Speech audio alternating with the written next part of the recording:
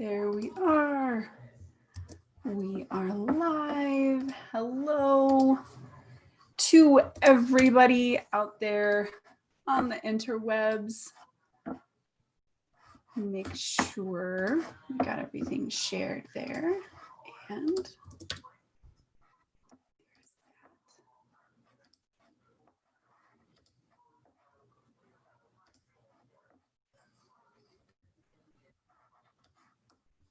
alrighty.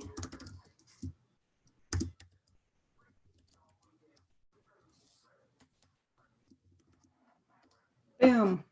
Cool. Dave is here. Hi, Dave. Ryan Flanagan is here. Hi, Ryan. Super excited to have you guys. Don't forget that you guys get to ask all the questions you want to ask, and I will get to them however they fit into the conversation. So don't be afraid to start asking those. Hi, Brandy. Brandy is here. Right on. All right. So we have some friends with us already. Let's go ahead and get started. Hey, everybody. Welcome back to the next episode of the Social Hour. This week, my guest is a master light shaper and captivating visual storyteller whose photography will leave you awestruck, not just for the remarkably luscious images, but for the gripping stories they encapsulate as well. Emily is an editorial and commercial photographer with a heart for activism who uses her art to empower others to live their truth and share their stories. Her work has taken her all over the world, but she currently calls Brooklyn, New York home. Emily also serves as an ambassador to Elinchrom and SmugMug, two of the most revered and beloved brands in the photography industry. Her photos are easily identified by their rich and velvety colors and emotions. No matter if it's a fashion editorial set or a collection of photos from a photojournalism quest through countries like India or Ghana, there is a clear through line that permeates through Emily's photography and feels distinctly like Emily Teague. Activist, feminist, artist, Emily is a brilliant master of her craft, and I'm so excited to have her here with me today. Emily, welcome to the Social Hour. Thank you so much for being here. That was the best description I've ever heard. I'm like, am I that person? That's so cool. No, I love it. Whenever we do the research and stuff, my partner in crime right now, Kristen, she helps kind of get everything together so that we can like really help people understand how rad our guests are. And so she always writes the best bios. Please give Kristen a hug for me at some point. Oh yeah, I totally will. Bobby Thompson is here. Hi, Bobby.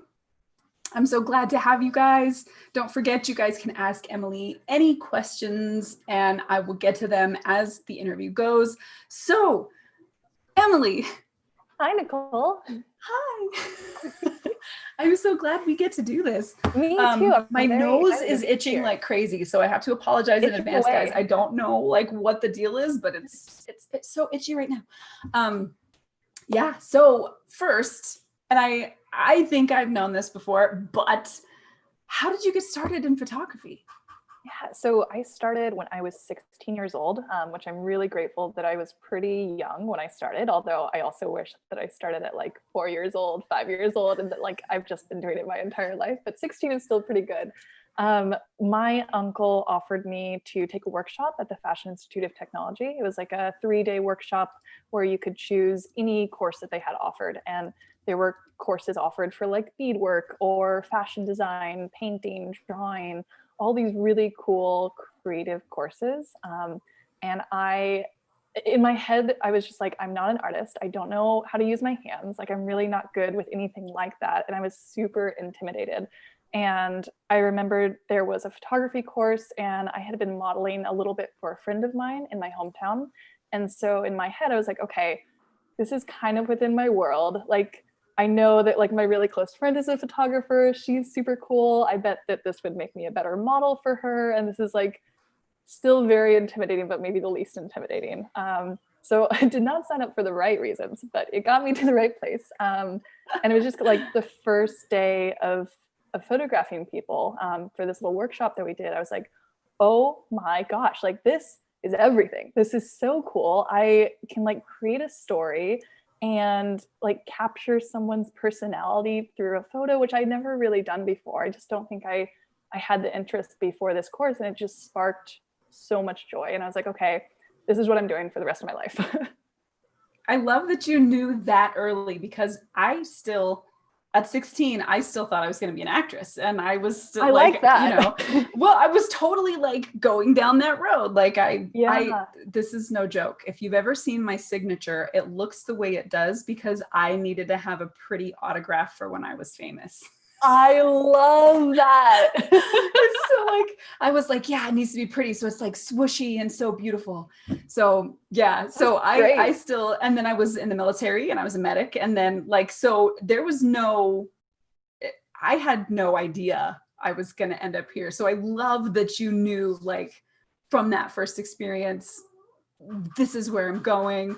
What do you think it was about being able to capture people that meant so much to you? I think a part of it was just like, again, that intimidation of art and then capturing a beautiful photograph. Like I remember one of the first images that I captured that I really liked, that I was like, that first day I was like, okay, if I have a portfolio, this is going in my portfolio. And then maybe like half a year later, I was like, this is trash. I'm going to delete it forever, which I'm so mad at myself for doing. You know, there's my first few years of doing photography as a teenager, I did not know how to properly save stuff. And so I think I uploaded it to Facebook. And then once I was like, this is not supposed to be in my portfolio on Facebook anymore, I would delete it. And then I don't think I had stored it on any like cloud system. And so I've just lost so much work, which makes me sad because I would love to like compare it to now. But as far as going back to why it was important, I think it was just like, for that specific image that I was talking about, the one that I wanted to add to my portfolio, I remember the girl that I had taken this photo of, I just thought was such a lovely human. Like she was soft and kind and just like, in my head, this very like ideal woman. And I remember like looking at her eyes in the photo and just thinking like, wow, there's so much to her that I don't know. And that was kind of it. Like that was enough to be like, I want to do more of this. Like I want to capture stories. I want to capture emotion. And so once I got back home, I started bugging my mom and I was like, Mom, I need to take photos of you. You know, because she was my only person around. And she was very like, I don't know about this, but she put up with me. And then it just became taking photos of everything and everyone. And then there would be like these beautiful people in my high school that I was like intimidated by, but also like really admired. Like that mix of like intimidation and admiration, which I think for all my role models I had. And so I would like start talking to them and be like, can we do a photo shoot? And they'd be like, yeah. And so it was such a nice way to meet people too. Oh yeah. Yeah, I love that. So just something, have you always been a people person as far as like wanting to get to know people and experience people and have that care for people? It's such a mix. I would say yes and no. I've always been really, really interested in people. I've always appreciated them. I've always thought like, I think especially when I was younger, it was very easy for me to put people on pedestals. And I'm good about not doing that anymore. Like I really admire people now, but I can see their flaws, which I think earlier in life, like 16, it was like, this person has no flaws, you know? But I'm also like an introvert, and I've been able to become a lot less shy over the years, but especially as a teenager, I was just like really terrified of social interaction. So it was this mix of like, I really want to photograph this person, but also they terrify me. It took years for that to go away, but I think photography really forced me to just push that away and be like, there's no time for this, you know? Yeah. So do you think in a way the camera kind of became like a barrier, like a safe barrier, like one Absolutely. Where you could put yourself in that? Totally. That makes sense. And whether it's for, I guess like when you have a camera in front of you, I'm curious if you identify for this at all too, it's almost like you get to become another person. And at least for me, it was like, okay, now I'm a confident person. I am in charge, because you have to be in charge, like, because your model's terrified too. And so in my head, I'm like, I can't be terrified because my model's terrified and it's my job to make them comfortable. And so I think I just started like adopting this personality of like a director almost, of like, right. I'm going to make sure that I will take care of you. You're in good hands. And fortunately, I think that kind of went outside of photography too. And I was able to adopt that just in my day-to-day life, which I'm so grateful for. No, that's amazing. So like, in order to kind of start to learn to be the person you wanted to be, you have to pretend to be that person for a little while. And then you actually start to become that person when you practice it enough. It's a little bit of that like fake it till you make it thing, which I had to do for years. Like my first few shoots working with real models, I remember sitting down like 2 or 3 hours before the shoot and just like sitting there trying to get my nerves in control and being like, you can do this, like you are a photographer, you are the director, like really trying to get myself to believe that. But eventually the more you do it, I think you do start to believe it. Yeah, no, I would agree. Mine is a little bit, it's not quite the same. So since I wanted to be an actress, I was like, I don't know if you've ever known the person who in their family, they're the person who gets trotted out a lot. Like, oh, hey, you got to see her do the thing. Or, oh, no. do an accent, Nikki, like, come here, do Pepe Le Pew or whatever, God. like it would always bring me in and make me do the thing. And so I want to see you as like a teenager and a child doing this. Oh man, I was the kid there's pictures of me as like a toddler posing for the camera. And I mean, like hip out, hand out, like I was the most fabulous creature ever. And like in anything, it's so funny. And I think that did, like, being that person in my family kind of built that into me. I recognized, I think from a really young age, that if you were the person getting the attention, then you were the person in power. And so for me, I think having a camera was just an extension of that. I realized that if I'm the person in charge, then I'm the person in power. And so it's easy to command my minions when I'm in that space, I love that perspective. It's a little bit more of a, I guess it's an outgrowth of my personality. It's kind of embarrassing to talk about. No, I love it. I have no idea. Oh yeah, I really do want to see these photos. I'll have to find them. They are pretty funny. I definitely, I have to ham it up. If the camera's pointing my way, I can't be like pretty. I have to be like or something, like. But anyway, back to you. I love the fact that photography became more of a way for you to be who you hoped to be, like to be the person you wanted to be. So that is really amazing. Oh, I'm super grateful for it. And I was just having this conversation, it was either earlier today or yesterday, with someone about the person that I would be if I wasn't a photographer. I'm so curious. Like, I know I would be a lot more shy for sure. There wouldn't be as much joy, definitely. Because like for me, photography, it's just like everything. It's a passion, it's an obsession. It's what brings me that feeling of success. Like it's truly, I can't imagine life without it.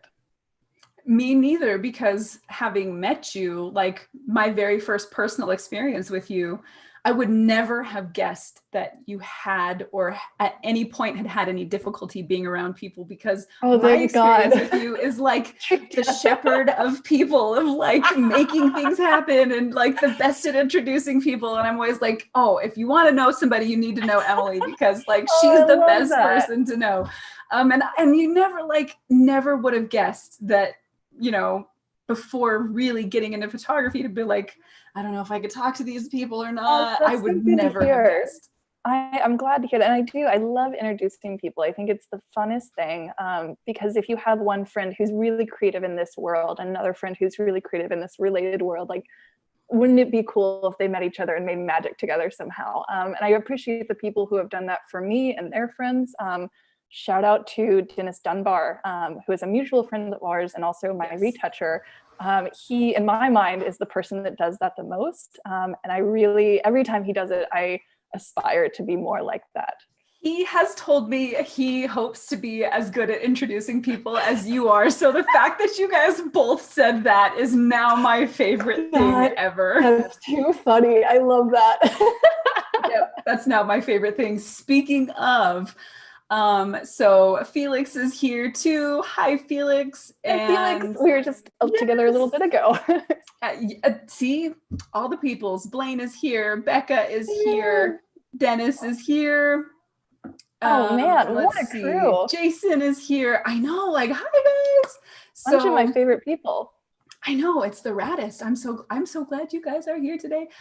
Make sure that if you have questions for Brandy, what I just called you Brandy because somebody just said we get it all day long. It's okay. Good grief. I was just become one person. Trying to make sure that I said hi to everybody, and then Brandy's name went by, and I was like, and yeah, oh, that's not what I meant to say at all. We get it all day long. Definitely a compliment. Oh, see, Dennis just said, I learned connecting from Emily. So I would say the opposite. I definitely learned it from Dennis, but I'm glad we both think that about each other. I know, that's the funniest thing. I love it. Yes, so if you guys have questions for Emily, make sure you get them in. Kelly just made it here. Hi. Oh, that makes me happy. Man, all the cool kids are in this chat. I know, it's the coolest. So, okay, so Dave would like to know, with your ever-growing social media presence, do you ever find yourself feeling pressured to perform for your audience? I don't, fortunately. Fortunately, I don't. Just because I guess, like, I think in 2020, there's a need for authenticity, which is such a relief. And I really feel that I'm like, great, people just want me to be who I am, so I don't have to pretend to be like anyone else. And part of that is, I don't have to post all the time if I'm not feeling like it. Or, I do try to be consistent with putting content out there. But if I'm like not having a great day, I'm not going to go on social media and be like, today is just the best, So no, I don't think I feel that pressure, but I'd be curious to hear from people who do and just what that feels like. But fortunately, none of that here. I have a little bit. Tell me about it. I guess like perform, but more along the lines of, I do feel like if there's not some kind of consistent presence, I will just fall by the wayside. Like people will just forget that I exist if I'm not doing No, I get that. So I guess it depends how you're defining like performance too. Yeah. Dave, what do you mean when you say performance? Maybe he's talking about like putting on a persona or like, trying to be like, who your audience expects you to be, maybe. Yeah. So I don't feel that, but what I do feel, which is maybe taking that and kind of stretching a little bit, like I'm assuming that you get these messages too, being a really talented photographer, being an educator, the messages that are like, hey, teach me retouching right now. Or, just like really, I get a lot of really demanding or rude or like gross sexual messages. And the gross sexual messages, like I just won't even respond to them. But the ones that are slightly rude, but are like teetering on what someone would define as rude, like I do try to respond to those. And it can be frustrating to try to be really kind in those messages when I'm feeling frustrated that someone is demanding my time. Yeah. I get very sensitive about my time being demanded. No, and I think you should be. I think anybody who is, well, first of all, anybody, because time is the one thing you can't get back, no matter what industry you work in, that's just life. But the fact that it is hard to balance because you want to be available for people, especially if you're interested in education at all, because you care and you want people to succeed and grow, and you want to be able to share what you know. But at the same time, when somebody shows up and is just like, give now, and like you have some responsibility to give me stuff. Totally. I think it's just those times when like there's this expectation that like you have put out educational content before, so therefore you owe me. And it's like, oh, that doesn't feel good. No, yeah, not at all. I can understand then, like, definitely that struggle with, okay, I don't want to just fly off and tell this person to kick rocks, but at the same time, like, you need to tell them, like, this is not how things are done. You don't just get to do that. Like, I try to respond as many messages as I can. And so it's those situations where it's like, okay, should I respond to this? If I am, like, what kind of demeanor am I going to have? Because I do, like, I want to help anyone, whoever has a question. But it also depends, like, are they respecting me while they're asking this question too? Yeah. So note, people, approach people with respect. Don't just show up thinking that you deserve things. Honestly, because to be fair, we all got to where we're at, and we'll get to where we're going with the help of other people. Absolutely. But we do that by building relationships and by paying for what we need to pay for, and by earning what we need to earn, and by investing in the people who will then become part of our lives. Totally. So there's never, although we can be altruistic and give just to give, there should never be the expectation of altruism. Right. Absolutely. So Dave said, analogy, famous musicians have certain expectations, like Elton John. He has to be 110% all the time because he's Elton John. He has to perform based on those expectations. So yeah, you don't feel that pressure to kind of like be Emily Teague or people's idea of who Emily Teague is all the time. Yeah, no. And I guess it's like, and again, I'm not putting myself on social media 100% of the time. I think the most that people see me is on Instagram. And even there, it's like, for my stories, like I'm normally filming my surroundings. It's not, it's pretty rare for me to like get on and talk to the camera. I think that just goes back to like that intimidation maybe, or something. Or maybe it's I guess trying to stretch this a little bit to get closer to what Dave's asking. I don't want to seem overly excited if I'm not. And so maybe that's why I don't talk to the camera a ton. So I hope maybe that answers it. Yeah, I think that's a completely fair answer. So have you found, as like, I know moving to New York was like a big change for you in your career, and you started to like make these connections and start to see things change a lot. Did you feel, if you don't feel that kind of social pressure, did you start to feel that kind of professional pressure start to escalate? Like with being more visible that way? Oh, yeah. I mean, do you mean on social media? Just kind of, well, I mean, if the pressure not to perform for, you know, for an audience, did you start to feel that pressure to start to perform now for, you know, clients and relationships, you know, where that are advancing your career? Yeah, I'm going to answer this and I hope it answers it. If not, like grill me a little bit harder. I definitely, like when I'm at photo shoots, and this kind of goes back to what we were talking about before of like that person that I become behind the camera, like I definitely become more extroverted when I'm on set. I become more in charge than maybe I naturally would if it was just like me and my friends. I do feel that need to perform of like, it's just that reassurance of like, I am in charge, I am the director, especially like if you have a big team of like 6-7 people, everyone is looking to someone to guide them. And so I think for any kind of photo shoot like that, it's always the photographer's job to be that person. So in that way, I do feel that need to perform. Right. Yeah, that makes sense. And interesting, because I don't know if you find this to be true, but for me, it's almost like I consider it's like stepping into my power. Like that is, it's almost like a mantle, right? Like you step in and you put that on, and now you are in your position of power. And everybody that's here is in my domain. And like, I will take care of you and protect you. This is me patting people's heads. Like I will take care of you. Just in case anybody looked and they're like, what is she doing what is this? Yeah, this is me patting people's heads from my position of power. I will take care of you. And do you feel that as well?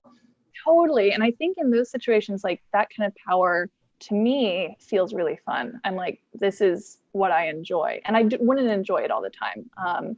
And so even if it is like who I am on set isn't necessarily who I am if I'm just hanging out in my living room with a couple of friends, I think it does come very naturally to be like, okay, because I've trained myself over the years of like, you are in charge, right? And I do enjoy that feeling now. Where like, if I'm going out with 3 of my friends and they're like, who's going to lead the way? You know, it might not be me. I guess it depends on the situation. You're like this, I can recall a few times.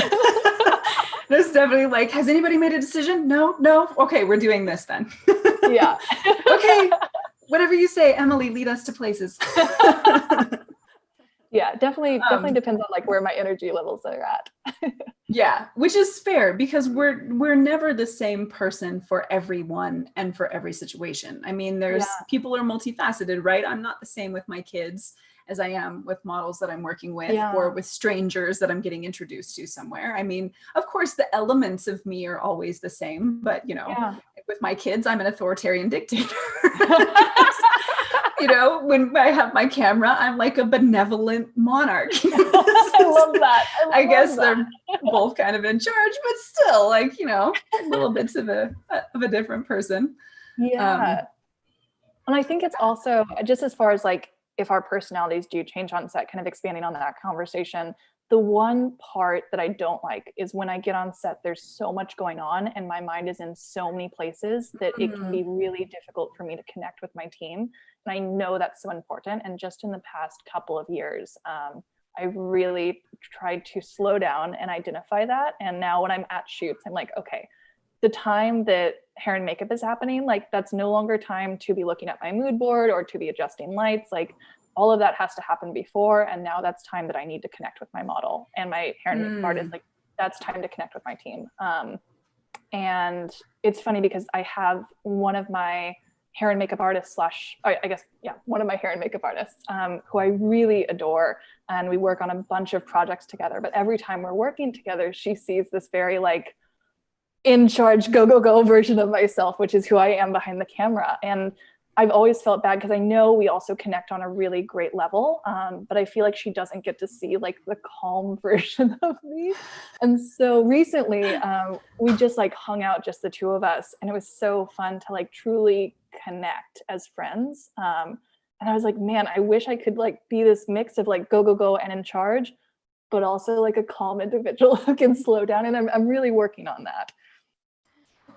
How did you first realize that was something you need to do? Like, where did that realization come from that, okay, I'm not connecting with my team the way that I should be?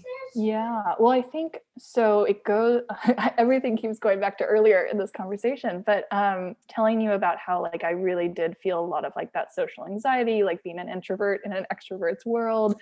For me, it was like I didn't want to connect because that took a lot of energy and it was scary and intimidating when I could be focusing on my mood board, I could be focusing on my lighting, I could just be doing all that stuff and then not having to focus until I do. And then it's not really a social situation when you're actively shooting, right? And so for years, that's what I did, especially like as a teenager. I was like, great, this is just the way it is. And like, this is my downtime. And it was probably, I'm sure it's a bunch of different factors. The first person that I can think of is Annie Leibovitz, who talks so much about the power of connection and who like in all of her shoots, you can see that connection that she has with her models. And so it came from a point of being like, oh, maybe there is something to that. And then two, there was a time when there was a photo shoot where there was a lot of downtime in between. And the model that I had was just someone really lovely. And I think in the beginning of the shoot, I had kind of done that old method of like, okay, I'm going to focus over here. And then when we really started talking, I was like, oh my God, like you are incredible. And I could just feel the energy change between us when I actually slowed down and was a normal human being. And so I was like, wow, this one, what a treat to be able to meet all these really cool people on set. Two, to make my model feel more comfortable, more at ease. It was just kind of that. And probably, I remember a couple shoots where I was doing my normal thing and then paused and it was like, you are not allowed to do this anymore. And so now like, it's just every single shoot, it's more natural for me to slow down, talk when it's time to talk. And then once shooting starts, that's when I enter my go crazy director mode. Right. So that actually brings to mind a question. I've talked to multiple people about this, and it's several photographers who have either said this to me or it's been brought up in conversation, but they will not be able to do what you're talking about. They can't disconnect and slow down. They feel this pressure to like be making and be doing and get it done. And they want everybody to have faith that they can do the thing. And so that leads to them like, they just go, and they won't stop and fix a light, or they won't help the model change pose, or they'll start to panic a little bit and just keep shooting like, I don't know what to fix, but I need to at least look like I'm doing something and get panicky. Totally. Yep. I know that feeling. Say? Yeah. So what would you say to people? Like, what advice would you give them to start kind of putting into practice some of the things you're able to do now that help you slow down and really be present? Well, totally. So I think when I first started shooting with artificial lighting, like that was me every single shoot. For one, because I hadn't properly like light tested before and knew exactly what I was shooting. So it was very much just like, okay, I have this model, I have this strobe, I have this location, let's see how it goes. Which is okay if you know what you're doing, or if you're a normal person who can like slow down. But when you're the type of person who freaks out, which as I am, I think there were just a lot of shoots where I would panic and I would try to be connecting and being like this person who was like, oh, everything's okay. But then like look at the back of my camera and be like, why isn't the light doing what I want it to do? And yeah, I know that feeling of like the anxiety like bubbling up inside of you and you having to, one, pretend that everything's okay, two, try to fiddle with the light until it looks right. It's just so stressful. So I think when that was happening after the shoots, I would recognize it, because every single shoot, it was just a repeat situation of like, I would freak out. It would turn out to be a great shoot. I would love the images. And so one, telling myself like, this happens every time. And there's still times where I've like tested light before, model shows up, something's not working. I don't know exactly what it is. And I'm like, oh no, turns out I'm not actually a photographer. I don't know what I'm doing. You know, it's just so silly. But I thought I was good at this. I'm terrible. Yeah. And it's like, there's been, I can't tell you how many times throughout like my 8.5 years of shooting that I've been like, well, there's always other careers, you know, at the beginning of photo shoots. But it's a lot easier now to, I think, as far as giving advice, truly pause. Even if that's like, hey, I have to grab a drink of water. Hey, I have to run to the bathroom. I guess if you're on location and you don't have those options, be like, you know what? I'm just gonna like check something out. Like, let's give it a 5-minute break. Like, feel okay to actually give yourself a pause. Because your model, your hair and makeup artist, whoever's on set for the most part, isn't going to be like, oh, it's because she has no idea what she's doing, you know? Like it's an understandable thing. Like you are, I think maybe just, again, fake it till you make it, like seem confident, make sure that your team feels like they're being comforted and taken care of, pause and be like, you know what, I'm gonna check this, dial it in, and give yourself those 5 minutes to make sure it's actually looking good. And if it's still not looking good, then go back to what you know doing. So if you're lighting with a strobe and it's really not looking good, no matter what you're doing, you can't make it look good. Turns out you're not shooting with strobe this shoot, and then learn a little bit more, come back to it later, you know? Yeah, no, I think that's great advice, especially the part about learning to be comfortable with pausing and that taking a moment to think your way through something does not mean you're not good at a thing or that you're failing. And I actually find people find it more comforting for you to be like, you know what, I don't love this light where it's at. I'm going to move a couple things around. Give me just a second. Because then they're like, oh, she noticed that something was wrong and she's going to fix it. So that actually shows you that, you know, okay, so this person can be trusted, which I feel like this is 100% stereotypical and cliche, but you ever, you know, watch the movies where the director's like, this isn't working for me. I don't love it. We're throwing everything out, you know, like you expect that, like, because they're an artist. They know, like they do the things. Like, I feel like, you know, you can have that vibe a little bit. It's okay to be like, you know what? I don't love where this is at. Let's move locations or whatever. As long as you have to give yourself permission to do that. Right. And I think having that dialogue in your head for a second, just to be like, I mean, for me, it's really helpful to ask myself questions. Like question number 1, have I felt this way a million times before? And has it always turned out okay? Like, that's the main question that I ask myself. That's such a good one, Emily. I hope you guys are paying attention, because that's it. Really, no, I have to do that for my anxiety. Yeah. So it's the same, like, you know, okay, you thought that you had kidney cancer before, you didn't, did you? So, you know, or whatever. So like, it really does work though. You do have to do that. And that's such a good one. I really hope people take that to heart. Okay, please continue. I think that's it. Just like pause. Yeah. And you were saying like, ask yourself those questions. So is there any other thing that you ask yourself in that moment? I guess like if all of this falls apart, like what can I do to make this work, right? That's also a really good one. And two, what is it that I've done in the past that has worked? I'm making these up as I go, so I'm like thinking. But you know, just really like pausing, talking to yourself and asking yourself, like, is this going to be okay? What can I do to make this okay? Is this as big of a deal as I'm making it out to be in this moment? Like later, am I going to look back and be like, oh, that was really silly, which every time I have. Yeah.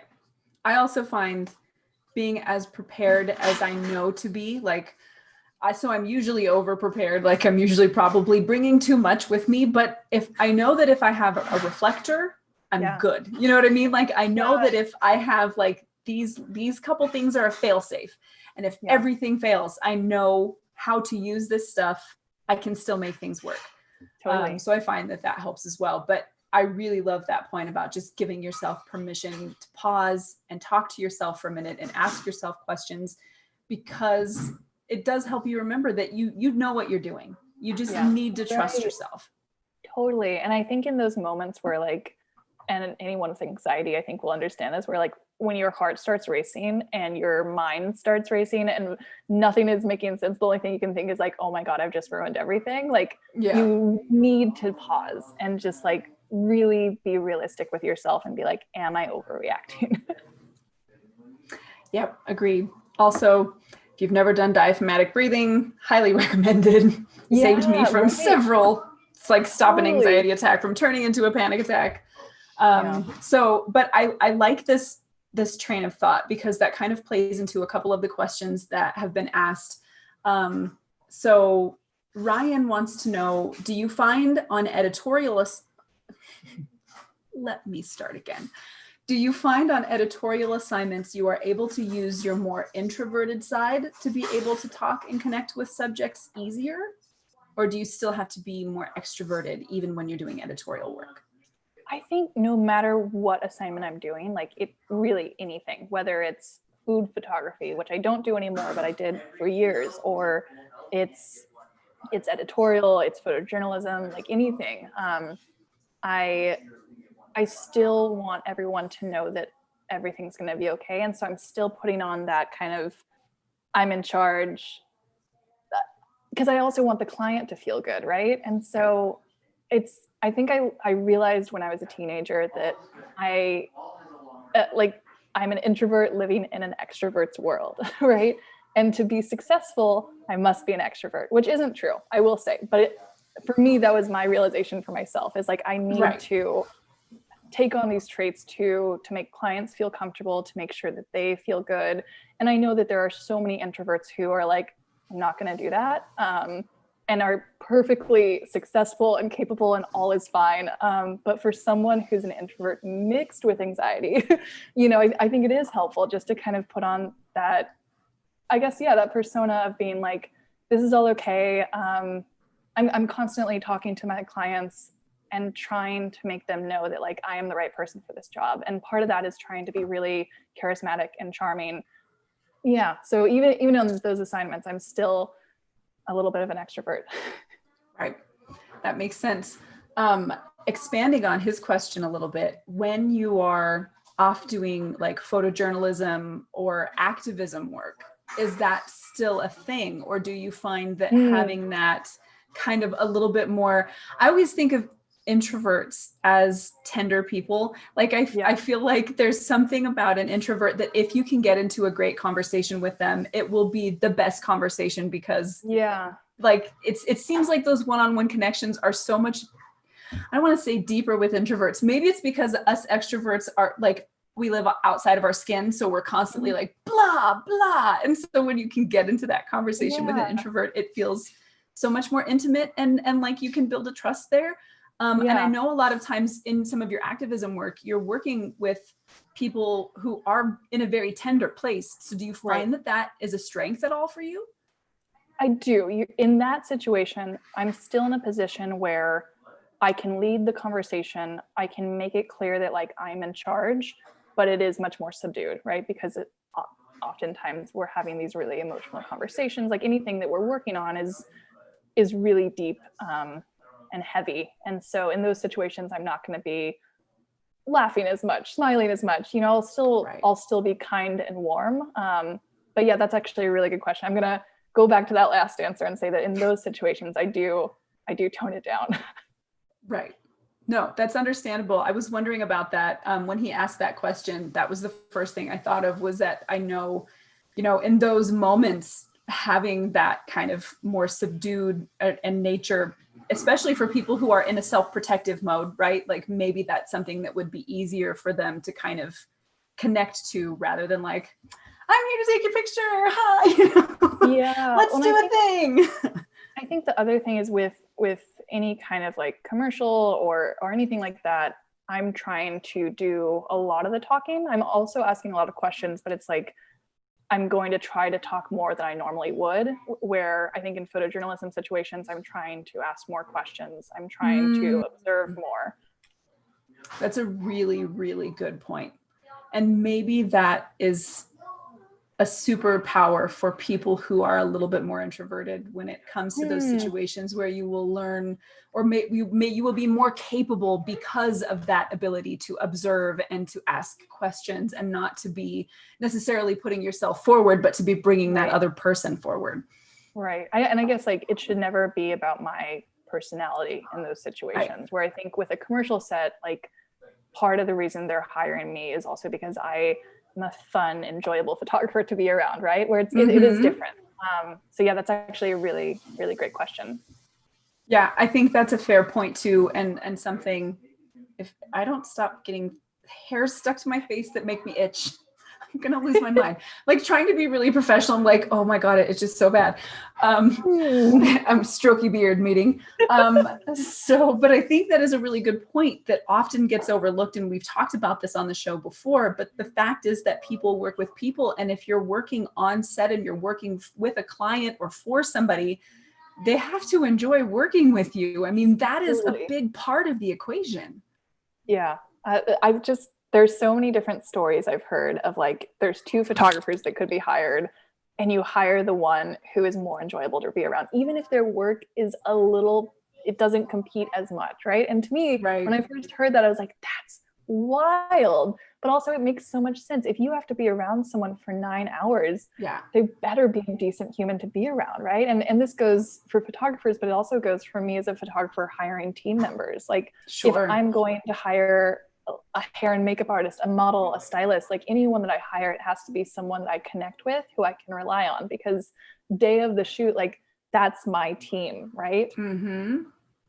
Yep, 100%. I agree with you absolutely. And I think that is something, there comes a point at which the quality of work starts to level out, right? Like the best photographers are here, really great photographers are here, not so great photographers are here. So like there comes a kind of a point where everybody's fairly close when you look at the quality. Like if you're anywhere in here, your work will sell a product, right? Like at any point, people are pretty good when you get to that level. So then there has to be some kind of other differentiating factors. And if two people are close enough in work that the average consumer is not going to be able to tell the difference, then of course you're going to pick the person you can work with. Of course you are.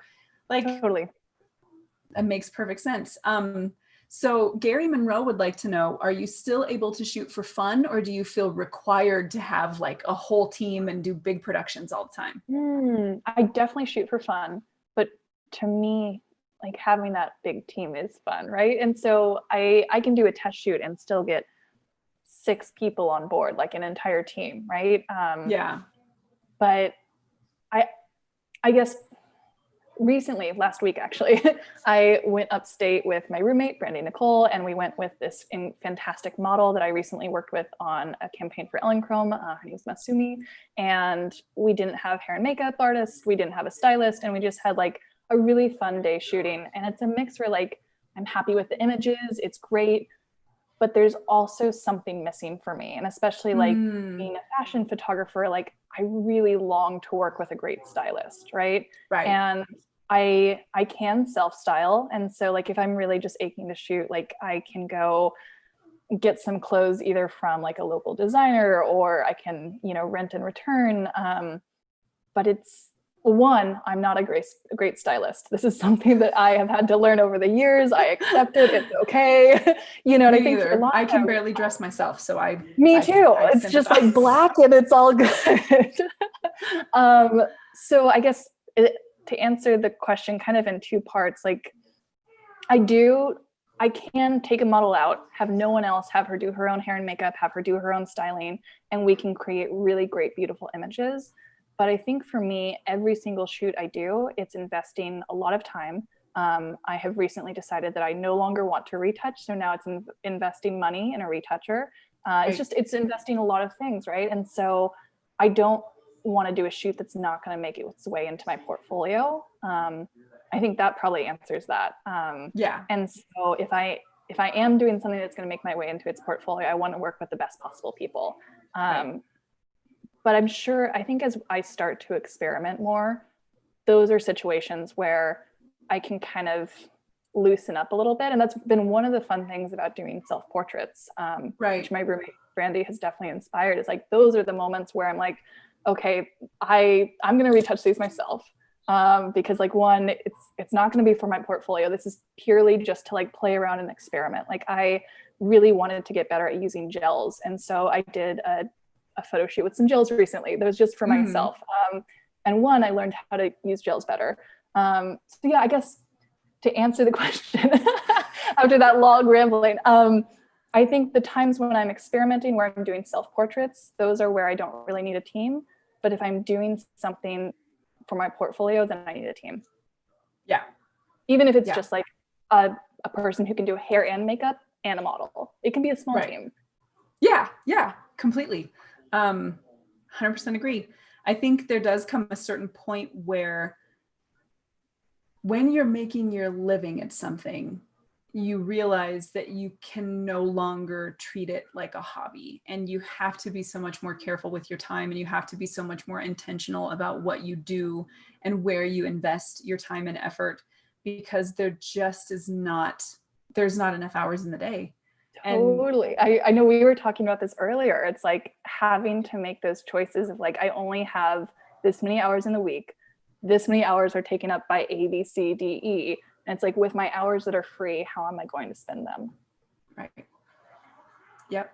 And when it comes to making work at that point, if you're doing personal projects, you're only, at least this is true for me, you're only doing things that you really care about. Like, I really want to do this. And if I really want to do it, I'm going to do it the best I can. So that means grabbing everybody I can grab, right? Well, at least the best people anyway. Yeah, right. Yeah, agreed. I can't believe it's already almost been an hour. We are starting to close in, guys. If you have questions for Emily, make sure you get them in, because we don't have a whole lot of time left. Brian says, I just finished a shoot where I did that, referring to when we were talking about kind of panicking on shoot, me pausing and realizing it's time to quit. I didn't know how much I needed this right now. So it seems like that conversation was really something that kind of touched them and spoke to a place where they're at right now. So I'm really glad to hear that, Brian. I love that. Man, it's only been like in the past 2 years that I've had the realization of like, oh, this is going to be okay. Not going to quit. But, you know, for 6 years, it was like every single shoot, it's like, turns out you're not actually a photographer. You don't know what you're doing. You should find a different job. And it sucks, you know? And so it's cool to hear that other people feel this too, and that we're all crazy. Yeah, we 100% are. I have felt that often. Strangely enough, it doesn't really happen to me during a shoot so much, but it'll be afterwards, and I'll look at an image that I thought at the time and was like, oh, this is gonna be the one. No. And then I'm looking at the set, and I have this, so I need to learn from Bella in this. So Bella does this, and also dang it, Brett does this.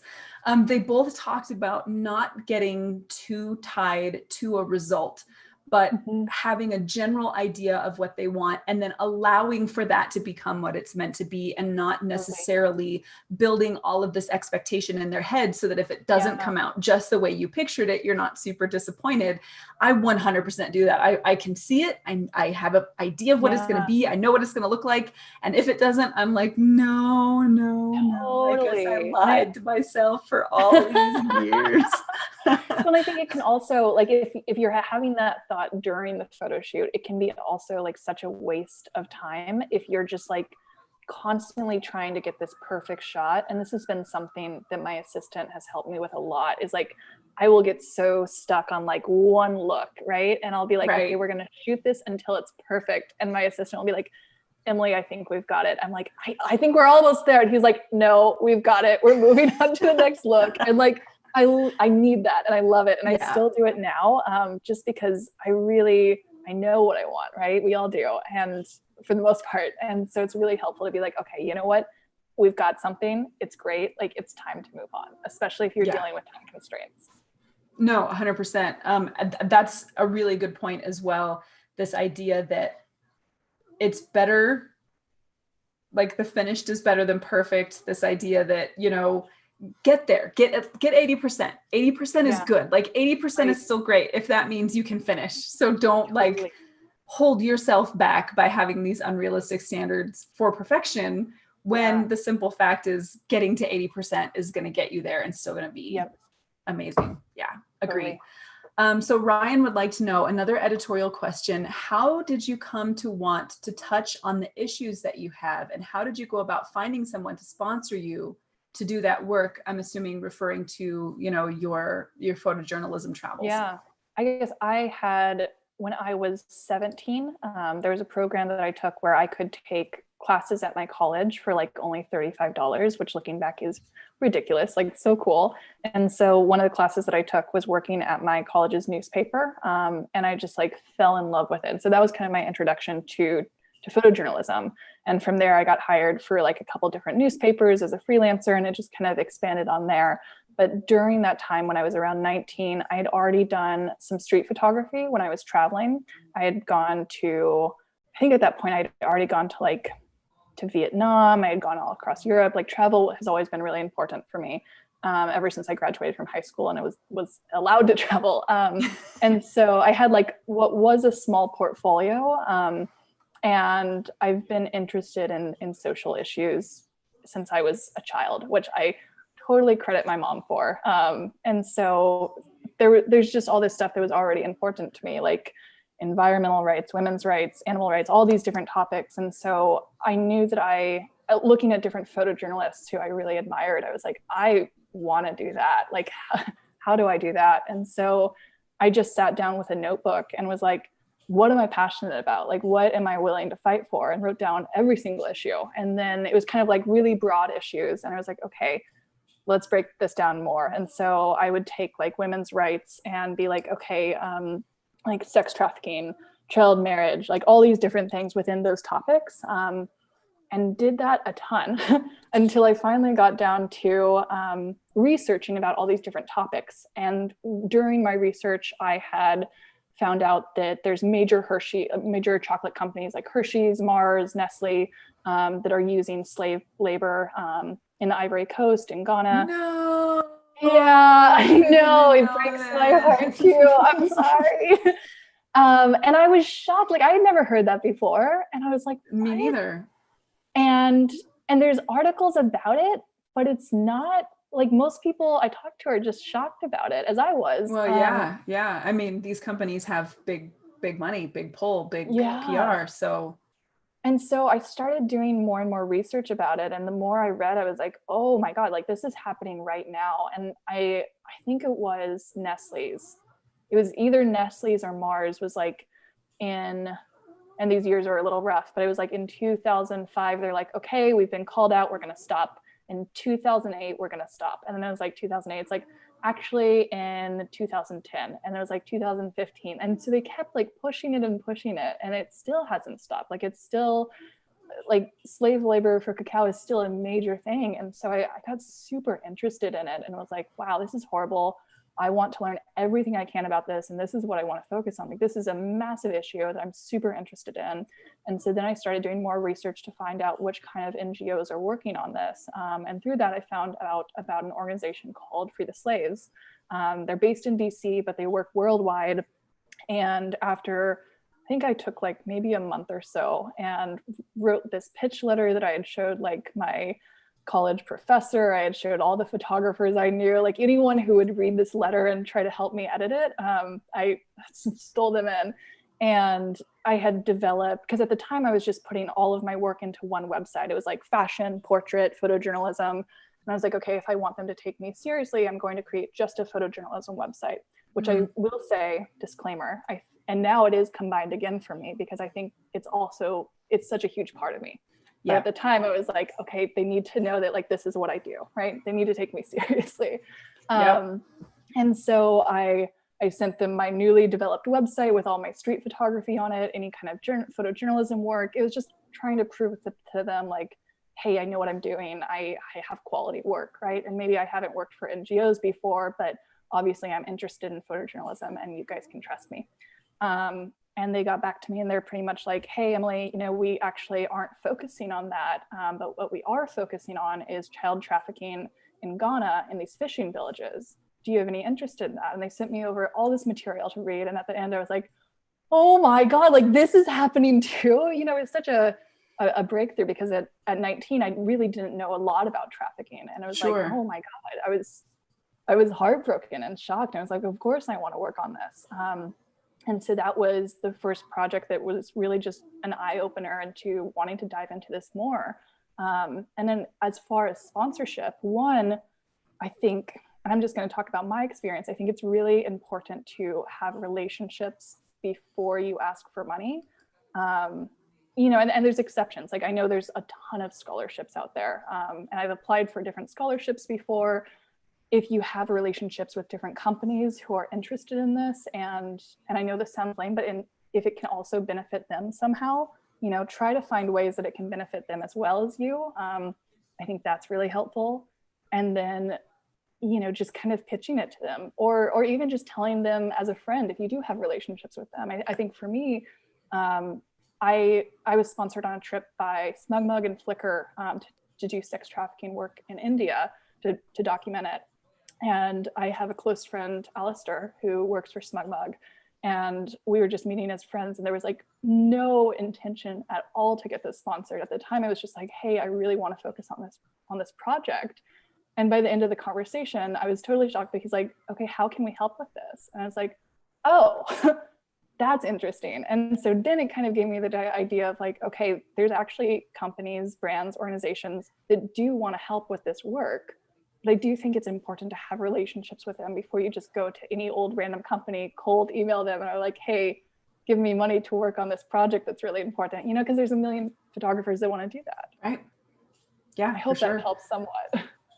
I think that definitely gets to the heart of that question, which is certainly, have something that you're passionate about, that you care about, that you're willing to put that work in, and then make sure that you're conveying that to the kind of people who also care. Like, obviously, you went to groups that already had a heart for this kind of work and were, chasing down ways that they can bring about, more press and more, visibility to these kinds of things. So Brian would like to know, how do you make those kind of relationships? Yeah, Again, I'll only speak to my experiences. I'm sure there's a bunch of different ways. For me, conferences have been everything, a mix of conferences and Facebook, which I know Facebook debatably is like kind of on the way out. At least I don't use it a ton anymore. It still has a special place because I feel like a lot of my photography community is on Facebook. So that's what I go there for. But I'm using it less and less. But it's such a powerful networking tool. Like I cannot say enough how powerful it is, especially within the photography world, because you have, let's say you have 20 mutual friends with someone. It's like, okay, well, why don't I just add this mutual friend who is probably my mutual friend? We have the same interests, we have the same friends. And for me now, I guess if anyone's sending me a friend request, I'm like, okay, do we have 40 plus mutual friends? Like that's my new number for some reason. I'm like, okay, well, they're probably my friend too, and it ranges. And that was a really powerful way just to connect with all these different people who were working at different brands, whether it's a lighting brand, an equipment brand, any kind of brand where it's like, I'm really interested in connecting with this person. If we had, and I wouldn't add someone who has like 5 or less mutual friends, because that's just kind of weird. But if we had enough, I'd be like, okay, well, we can probably connect. Or if I had a close friend who was really close friends with them, I would just be like, hey, can you connect me to this person? So there's multiple ways of doing that. And then I think with Facebook, it's kind of unique, or I guess with Instagram too. I think it's more for Facebook though, because it feels a little bit more personal to me, at least. You're constantly getting updates from, let's say, from a photographer. So if I become friends with you and I don't know you, it's almost like there's this newsletter that instead of sending it to me through email, which is impersonal, it's like, I'm a part of your life and I'm watching what your kids are doing. I'm learning all this stuff about you. And then it actually starts feeling like, even if we don't know each other, we're actually friends. I think that's so interesting. So for that, Facebook is really powerful. And then the second thing, conferences. So there's all these different photography conferences throughout the year, which unfortunately with COVID, we haven't been able to go to. And Nicole, that's normally where you and I get to finally see each other again. I know, it's so sad. But it's such a powerful networking tool, and you can meet so many different people through these. And if you are interested in connecting with photography brands, I would say that is the way to go, because they're all right there. And you just go up and you just start talking to them. And that's what they're there for, is to talk to you. So I can't recommend that enough. And also just for the sense of like photography community, like friends, like some of my closest friends I've met through the photography community, through conferences. And that's such a powerful thing to me. And I really value those relations. Yeah, agreed. I would echo everything that you said. I think that has certainly been my experience.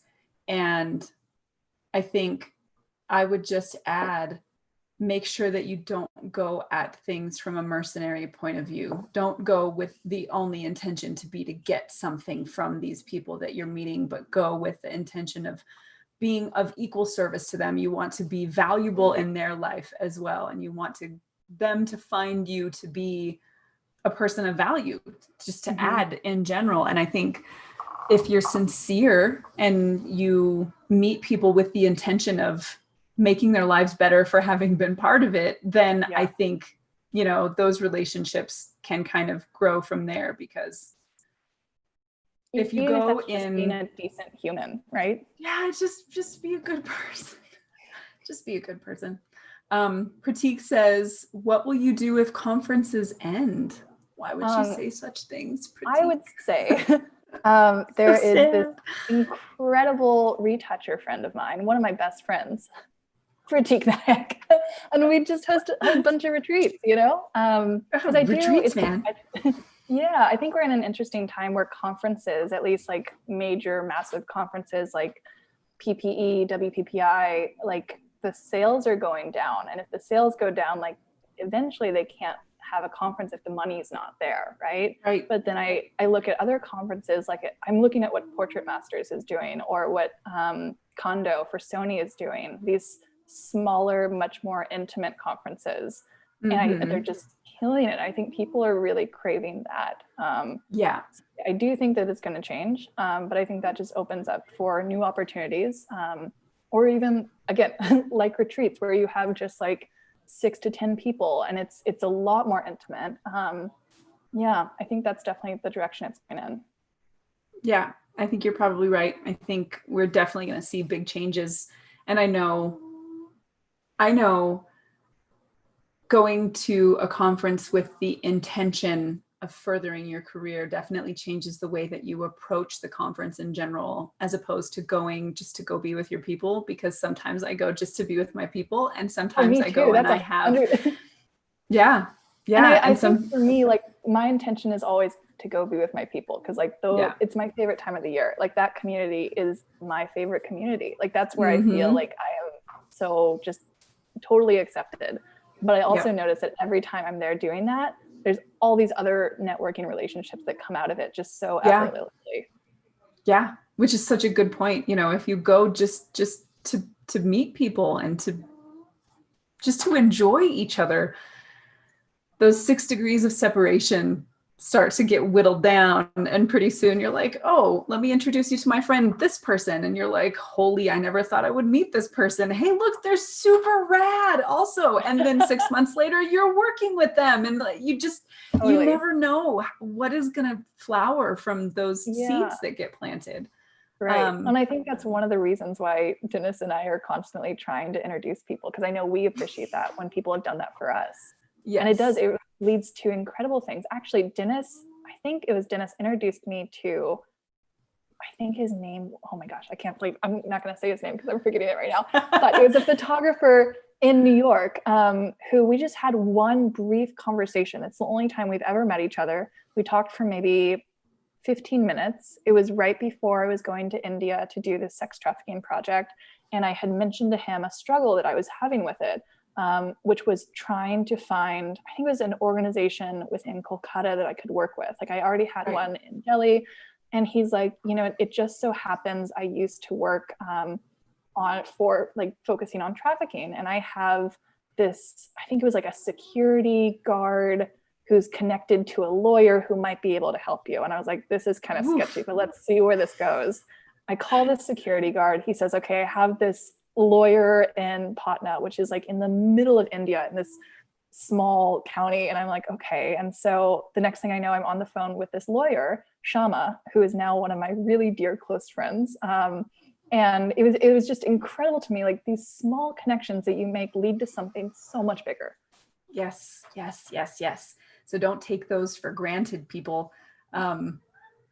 All kinds of things are happening in our comments section here. Oh, I'm in. I wish I could see it. So Jay says, if conferences end, we just spend our time in Tulum. Accurate. Eating tacos and swimming in. Yep. Felix says, many, many more retreats, please. Oh, Felix posted amazing last year. Oh my goodness. I'm telling you, now that I have more monies. Retreats are the way to go. Enough. So much jealousness.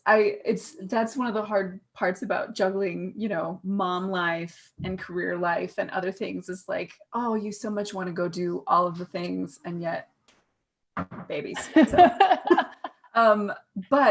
So Brian would like to know, and I think this will be our last questions. Brian would like to know, how did you find your place in New York? So I'm going to try to make this a very quick one because it could be a very long one. But the quick answer is the first time I moved to New York, I was 20 years old. And it was just because New York is the place to be, right? And so I moved here. I found an apartment that was way too expensive for me. I found an editorial photography job that paid $9 an hour. I think my rent was $1,100. So the math did not add up. I didn't have a community at that point. Now I can go anywhere in the world and I can meet photographers, but at 20 years old, I didn't have that. And so I was super miserable. And after 6 months, I left in New York. And then the second time around, my plan was to move to LA, but actually Felix Coons, who's in the chat right now, he goes to Cape Town every year for 2 months. And so he was looking for someone to sublease his room/studio. And I just totally fell in love with the idea. And I'm like, it's only 2 months. And it was a huge debate. At the time, it was like, I really don't know what to do with this, but decided that it was worth it. And I was like, 2 months, I'm going to get a ton of work here. And then I will go off to LA and I will continue my path in LA. And meanwhile, Brandy Nicole, who is also in the chat, I met her for the first time, and she was also subleasing at Felix's place. She was subleasing for his roommate, Alice. We fell in love as best friends. And then we're like, okay, turns out we need to live together, and we need to recreate this dream life that we're having in Felix's apartment.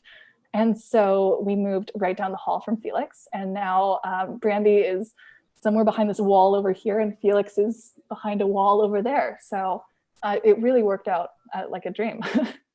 And for anyone who's interested, Felix is constantly on the move and constantly subleasing his room. So if you want to get into this situation, that's the way to go. That's how you do it. So I realize that we're kind of at our time, so I will close this down in just a minute. But following along with that thought, how did you go about finding your place professionally? So you've got this awesome roommate in this great place. How do you go about building your career? Man, and I'm still doing that because it was going from full-time in California to I'm doing a million different things at all times now. But one of the things, again, going back to connections, networking, all of that, was Brandy introducing me to a really good friend of hers who works as the brand manager of Elinchrom, and then becoming super close friends with him. He's one of my dearest friends now. And him being like, hey, we just lost our social media manager. Do you have any interest in doing this on a freelance basis? And it conveniently was right as I had been wanting to move back to New York, because there was a period where I had moved out of Felix's apartment. I was back in California trying to figure out how to get back to Brandy in New York. And so I started doing that freelance, and then I started doing freelance work for Capture One, and then I had been doing assisting. So it was always a ton of hustle. And then COVID hit. So I can't say that I have totally found my footing here, but I am having a wonderful time doing so, and feel very comfortable, which is nice. Yes, that makes me happy. And I know I have ultimate faith that you will just continue to thrive and continue to grow and spread your wings and do amazing things. I 100% believe that that's going to happen. So toward the end, I always like to ask this question: what is your why? Why create? Why making things as a career? Yeah, I think because it ignites this little fire in my heart that again, it's like this obsession that like, that is what brings me joy. Like going from mood boarding, which I love, to being on a shoot, to making these connections. Like I love every single step of the process, except retouching, which I did love at one point, but it's that joy. It brings me more joy than anything in the world. And that feeling at an end of the shoot, when I call it a wrap and everyone cheers, like I can't say enough how much that energizes me. So that would, and I think we just had Felix show up now. Yes! and now the cameos begin. Somebody screenshot that, guys. I'm gonna unplug these headphones so we. This makes me so happy. So in the comments, we're like, come attack Emily right now. I was thinking, Brandy, like, are we gonna attack? Yes. Friend party. This makes me so happy. Hi, guys. I heard the door and I was like, oh, Felix, we're not done. I know, but Nicole told me to attack. I love it. No, I did.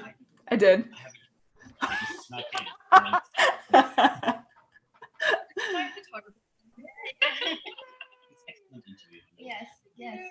And Nicole. Favorite.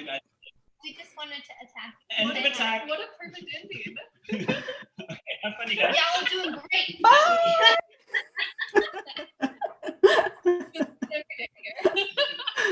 Oh, that was the best thing ever. It's funny. I know you couldn't see the chat, but like we're over in the comments, just really sneaky, like, go in there right now.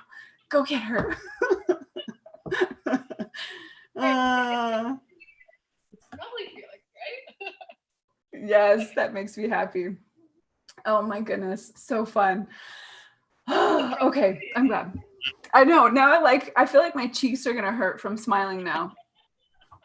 So everybody who came today, Jay and Brian, Dave, Pratik, Felix, Brandy, Becca, Kelly, everybody who was here. I know I'm going to forget some people. I'm sorry, I can't scroll up and get everybody. Bobby was here.